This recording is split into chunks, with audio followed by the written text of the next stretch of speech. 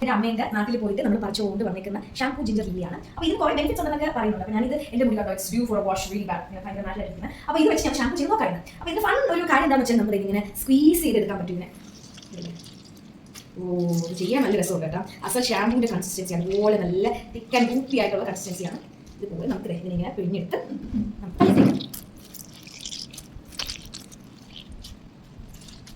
ചെയ്യുന്ന പിടിപ്പെടുത്തണം. അത് മാത്രം എടുക്കണേ. ഇങ്ങനെ പറയാം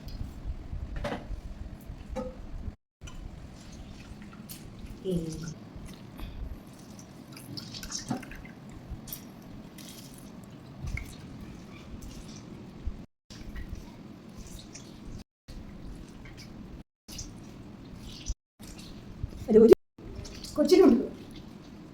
ഇനി നമുക്ക് ഇത് കറിയിലോട്ട് തേക്കാം. Shampoo ginger lily.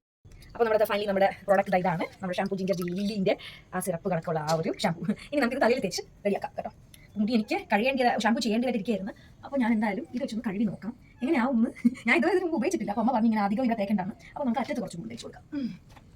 എങ്ങനെ വരും അറിയില്ല, പക്ഷെ നല്ല മണമുണ്ട്. ഇതിൻ്റെ മണം എങ്ങനെയാണെന്ന് അറിയാമോ? ഒരു ഇഞ്ചിൻ്റെയും ഒരു നമ്മുടെ ഒരു ടേമറിക്കില്ലേ, നമ്മുടെ ചന്ദനത്തിൻ്റെയും പിന്നെ അമ്മ ഇതിൻ്റെ മറ്റേ സാൻഡലിൻ്റെ എല്ലാം കൂടെയാ. അതന്നെ, മഞ്ഞളുടെയും എല്ലാത്തിനും ഇതിങ്ങനെ ചെയ്തിട്ട് ചുറ്റി തലമുടി ചുറ്റി ഒരു 10 മിനിറ്റ് വെച്ചേക്കണം എന്നാണ്.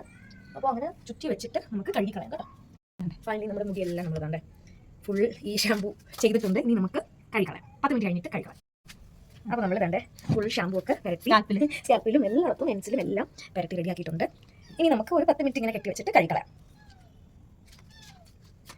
ചുറ്റി കെട്ടി ഇങ്ങനെ വയ്ക്കാം. ഡൺ.